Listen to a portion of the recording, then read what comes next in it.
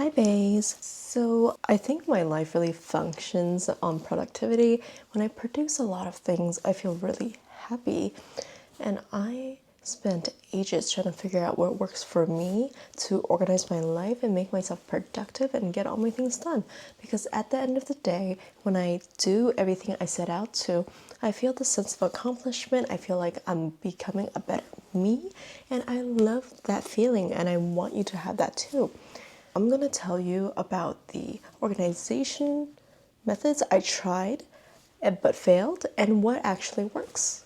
So, the first thing I tried, which I think many people will do, is to have a planner. It's very accessible to find planners everywhere. This one was a gift. It's Kiki's delivery service themed. It is so adorable. So I'm going to start off with why this didn't work for me. When you have a physical planner, whenever you have things you didn't finish, you have to carry them over and you have to remember to refill them out for the next day. That requires a lot of setup time that I don't really want to deal with. I want this to be a tool and not something that I manage. And this didn't necessarily become too much work because the layout was already there for the different days, but I just didn't really like having to transfer stuff over, as well as, most importantly, I didn't have this with me at all times because it's not something you put in your cute handbag, you know? You don't go with this out and about when you're having a kiki with the girls. You kind of keep this at your desk and you kind of forget about it until you want to be productive. And I really thought I need a tool that's with me at all times, it's easy to carry around, and having a physical journal is just not really it. I even tried tracking my habits in here with the little stickers, and for that month of March, I tried to sleep early, and I kind of just gave up halfway. So, needless to say, this is really cute, and I do think there's value in putting pen to paper and sitting down and trying to plan out everything and make it real. But I just think in the long term, for convenience reasons, this one was just not for me. The other thing about this is if you have an event way out into the future, let's say an appointment for a dentist 1 year later, you're kind of not going to remember to transfer this over. You're not going to remember to write it down. And things just get lost. So it's not really something you can just put out of mind. You do need to put a little bit of management into a paper planner. Another thing I tried is a bullet journal. It's supposed to be a system, and the culture around bullet journaling has become very aesthetic, very pretty, and that appealed to me a lot. And another sell is that you can customize your layout to be whatever you want to suit your needs. So for a summer, when I did have time, I did try every single day, every single week to make that cute spread, adjust it to how I like, adapt it over time. But just like the planner, I really didn't like that I had so much upkeep. And when I did have to travel with my bullet journal, I had to take stickers with me, markers, and all that jazz. Because I didn't want to ruin the aesthetic of the page. I was working for that journal, girl. That journal was not working for me. It was a great time though, because every single day I got to doodle and put stickers on, decorate it and everything. I did enjoy that aspect. Just on a functionality level, that was not my cup of tea. So nowadays I channel that energy into scrapbooking. I print out photos and I glue them in a journal and I decorate them with stickers instead. And that's been much more fulfilling because I put so much work into that bullet journal, made every single page so aesthetic, but sometimes when the days pass, you don't really care about the old pages anymore. And that made me kind of sad. Like, there was no time where I had the inclination of flipping back because those pages are, for all intents and purposes, defunct, not needed anymore, out of commission. Another thing I tried was to have a schedule.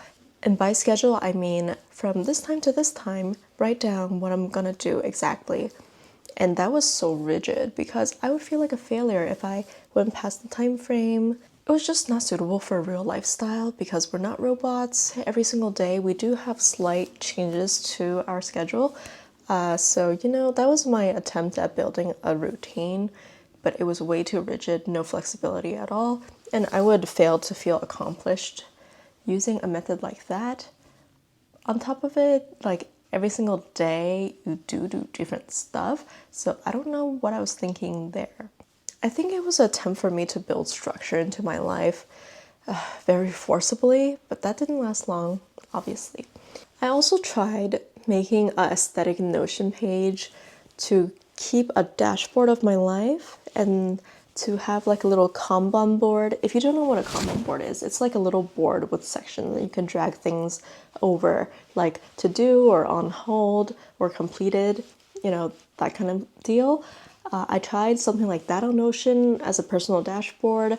Yeah, it also looked aesthetic, but it kind of stagnated over time and stuff just sat there, so it was not effective at all. I think Notion is probably best to keep a collection of your thoughts, keep things grouped together, but not necessarily for fast-moving things such as your day-to-day to-do list. So now let's talk about what actually worked for me. What actually worked for me is trusty old Miss Google Calendar. I was really reluctant to use this method at first because digital ways of organizing always sort of distracted me, because when you have a reason to go on your phone, you have reasons to go on other places on your phone that you're not supposed to, like doom scrolling. But what I put in place is I have an app called Liberate. When you click into it, you can block sites on Safari. And, you know, I got rid of all of my social media apps, and this app was the final hurdle for me to jump through to not doom scroll on Safari, on Reddit, and stuff like that. So now my phone is kind of scroll proof, which is great. So now I can kind of trust myself to put productivity apps on here and really make this a tool work for me.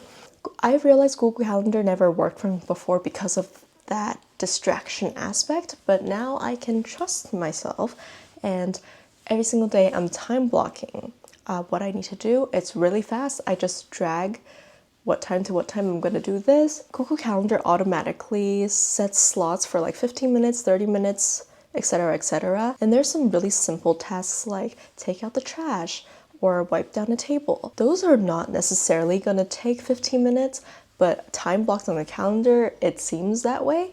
And I think that's great because it builds buffer time for you to do other things. Because realistically, it's really hard to do everything you set out to plan to do if you plan down to the minute.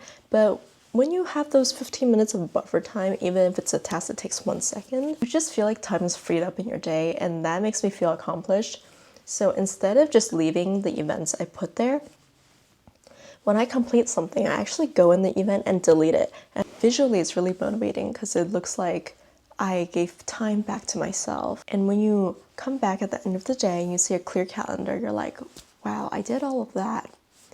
That's really refreshing. Another great benefit I see of the Google Calendar is the portability. I'm always having my phone with me, so a lot of the time I spontaneously think of stuff I have to do, and I really don't want to forget them. So I just pick up my phone, open my Google Calendar app, and write it down, and it's just there. There's no managing, you know? Same with appointments far into the future. It's already blocked out. It's my one source of truth for my life. There's really no upkeep. If I forget to do something today or didn't complete it, I just drag and drop it to the next day. So easy. Whenever I'm planning things with friends or I'm trying to decide things for myself, I can very definitively know if I'm available or not because it's all in that one place. So yeah, I'm a big advocate for Google Calendar. I hope that you maybe set your phone up in a way that benefits your life and then try the Google Calendar method as well.